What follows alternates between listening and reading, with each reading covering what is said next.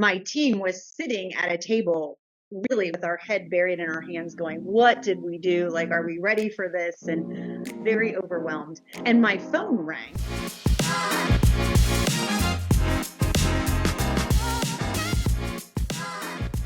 Good afternoon, good morning, good evening, good night. I don't know where you're watching today from, but excited to join a new guest to the show to talk about her adventure. Welcome to the Give, Send, Go, Shine Brightly podcast, where we talk to Give, Send, Go campaign owners and a whole lot of other guests. For those of you that are tuning in that have been watching for a while, typically it has just been campaign owners, people that have had fundraising campaigns on Give, Send, Go. But we're actually in the process of expanding to beyond just Give, Send, Go users to other users in general, people that we've met along the way in the journey. We're excited about that. It's going to be super cool over the coming weeks and months as we bring on some even more eclectic guests from all around the world. So today we have Tammie with us from Florida, and she's going to talk a little bit about her journey, what she's doing. So just as a kickoff, Tammie, why don't you tell the guests a little bit about yourself, where you're calling in from, and what brought you to this podcast? I mean, obviously, been using Give, Send, Go on some level, but what you have going on. Absolutely. Thanks for giving me the opportunity to share and be part of this.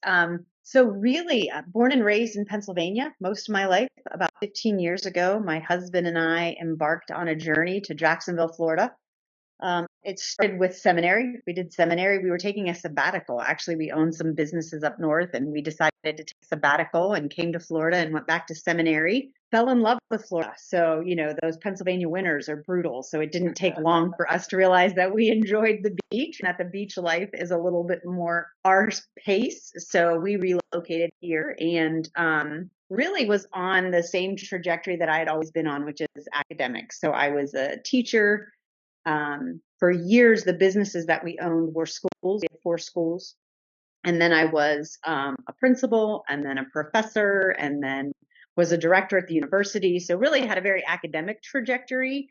Okay. And then about 7 years ago, I think I just hit a wall like all of us do. And I remember saying that I could go to work with my eyes closed. And anytime we can go to work and just do our job, I feel like then we just don't need Jesus, which from the faith side of things, I could just do my job. So I thought, man, I just really want a job again where I'm on my knees every day saying, but God. Wow. And so that led me to a new endeavor, which is where we are today. But I've been married, just a little background to you. We're coming up on 30 years. I have 3, I guess you can say adult kids now because my youngest one just graduated high school. So I have 3 adult kids. And I'm just very blessed. That's amazing. There's several things in there that I think you said that were pretty awesome.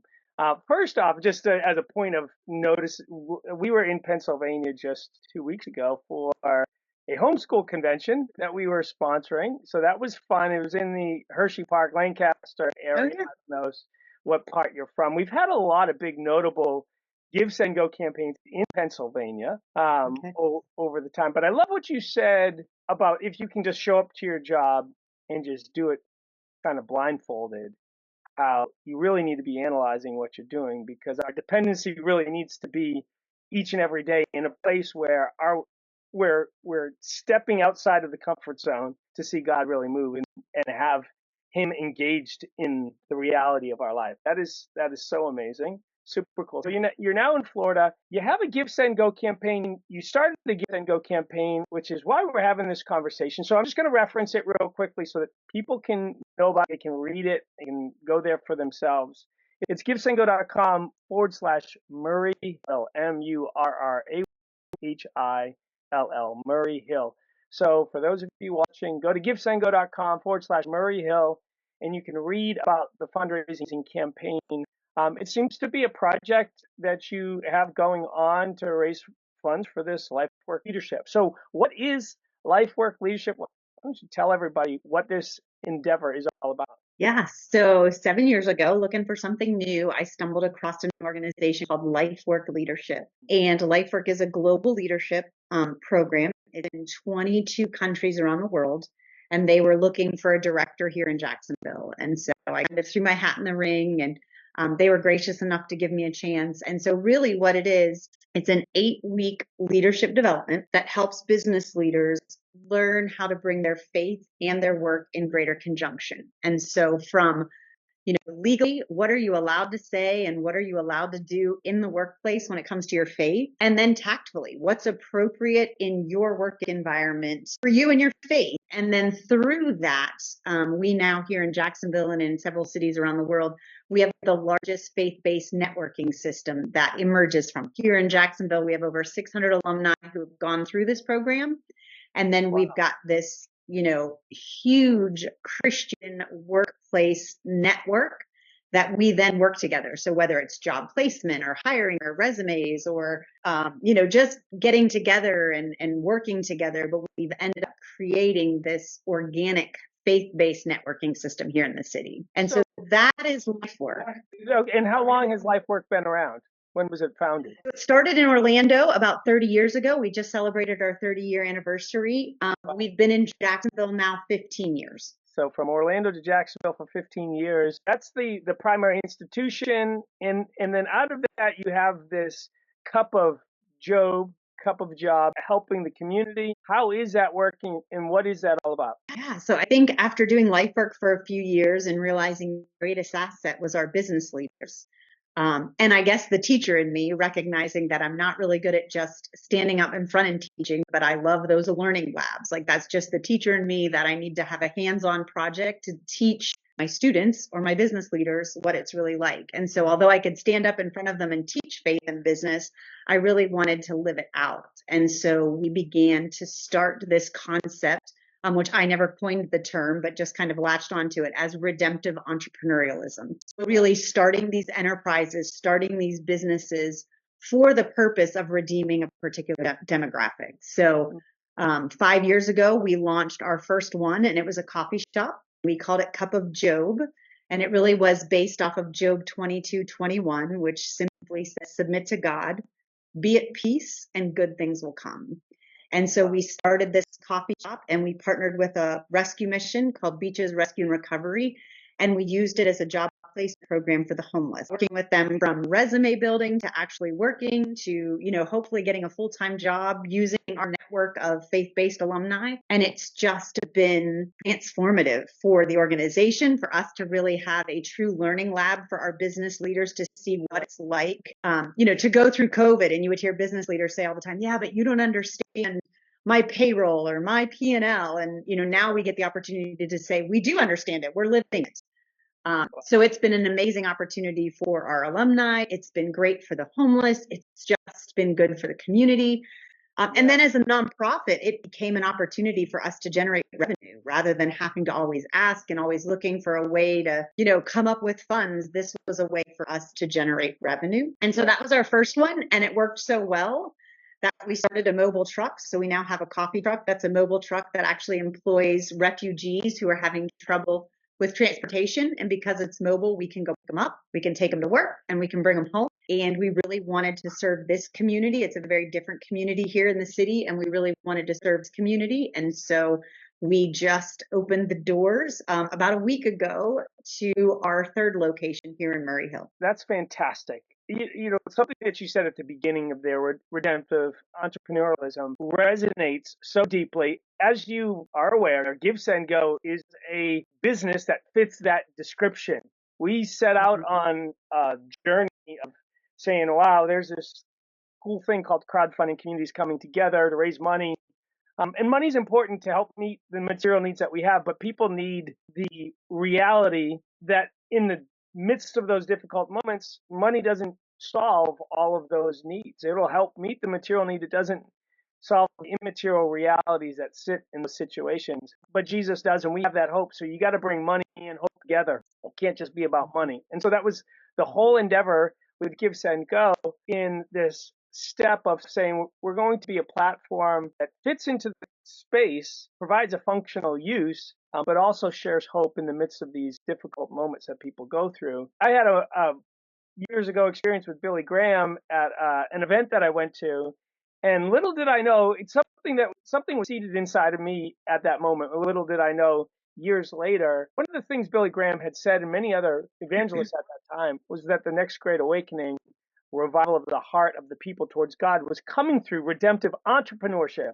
It wasn't going to come from the pulpit. It was going to come from business owners that realized that they have been placed here for a work.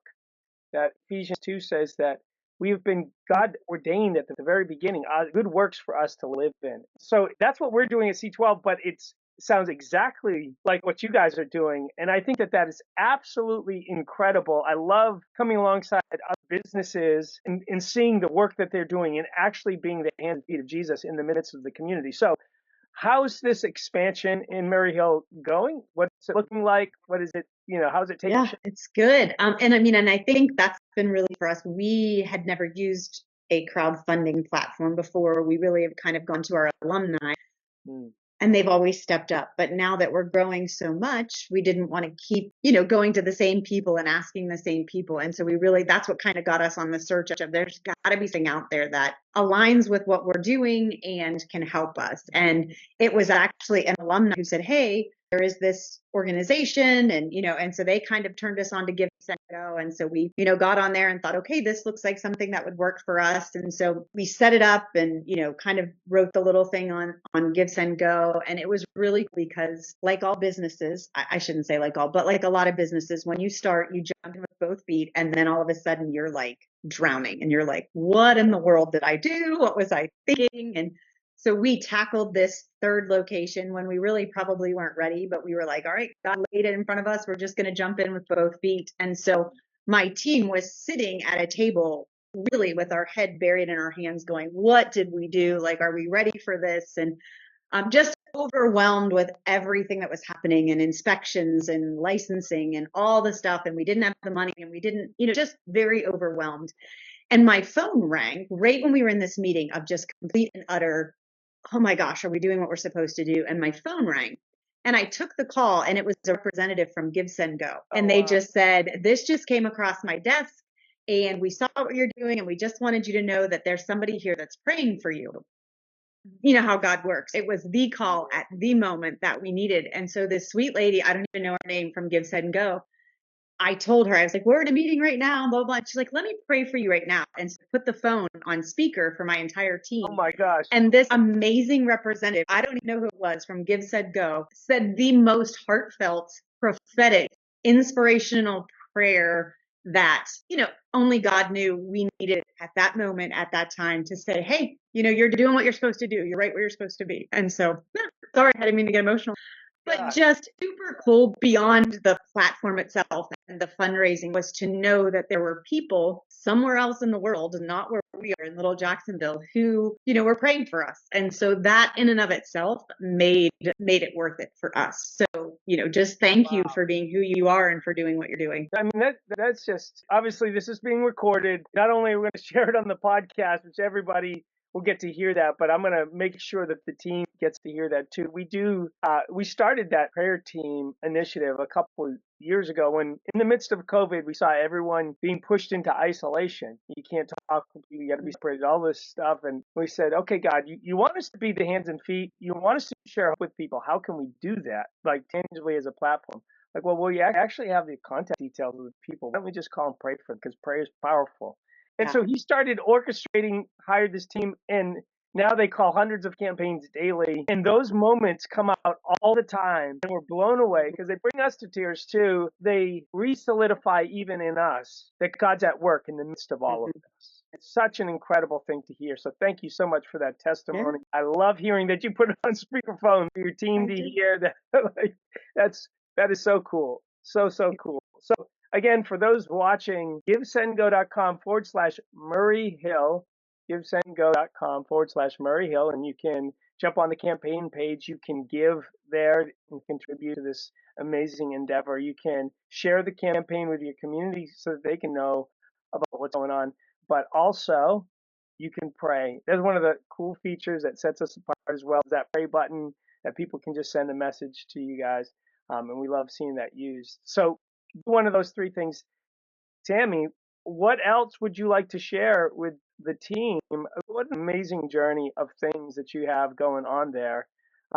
Excited, we're actually traveling right through that way on our way down in the next couple of days. Maybe there'll be an opportunity to stop by and check out the place. We have a cup of coffee with your name on it. So if you're in the area, just let me know. So we are officially opening the Murray Hill location, our official grand opening. We kind of have a soft opening going on right now, just training and getting new point of sales in and all that kind of stuff. But our official grand opening is this Sunday, actually, July 7th, which is, again, such a cool God story because this Sunday, July 7th, is our 5-year anniversary of opening the very first shop. And so we get to open this one 5 years later. This one here in Murray Hill, like each of them are, the demographic that we are serving at Murray Hill is women coming out of sexually trafficked communities. And so there's 2 organizations here in the city that we are redeeming at the Murray Hill location are these women. So we've hired a couple of them and are training them. And, our hope is that we would give them a place where they have purpose and a safe place to work and a job. And so it's been really fun to watch that kind of grow. And, and so we're super excited. So we are still a long way off from where we need to be. We still need all the signage and we still need lots. So we're open. But we haven't closed off the campaign just because we are still looking to raise the funds to get all of our signage. And there's a courtyard that we'd love to open up in the back that we need the funds for. And, still just some projects. So, we've kept the fundraising, campaign open for that. But we're excited to actually do our official grand opening this Sunday. That's awesome. What timing. Right around the corner. Perfect timing for a great launch right after 4th of July celebration. Everyone will be needing to get amped back up with a Cup of Jōb. That's what we're hoping. Yes, awesome. Where can people, I'm sure there's website, there's social media sites or stuff like that. Where can people go to see and read about outside of the Give, Send, Go campaign? Other places that they can connect with you guys? Yeah, you can go to, we have 2 different websites. So Lifework, one word, Lifework First Coast here in Jacksonville. We're the First Coast, the original First Coast. So if you just go to Lifework First Coast, you'll see everything there is about Lifework and the organization and even the global piece to see if it's in a city near you. We're in cities all around the world. And then you can also go to Cup of Jōb and you'll see all of our locations and the truck and all of that. You'll hear the stories. There's videos of people's lives who've been changed through what we're doing. You can go to either website or we are on all social media platforms. So Lifework First Coast and Cup of Jōb on all social media platforms. And you can find out everything you need from there. Incredible. Well, if the opportunity arises, would love to come and visit. I know that as time goes by, I get engaged with these stories, get to talk with amazing people in the work that they're doing here in the US and around the world. And it's always like, wow, we should just at some point invite people on a year or so later and get the update on all the cool things that are happening. So it would be amazing at some point to hear a little bit of the future unfolded as time goes by. So maybe that's something that will turn out in the months to come is starting to revisit people that have come on in the past. But Tammie, I want to thank you so much for joining us today on the Shine Brightly podcast.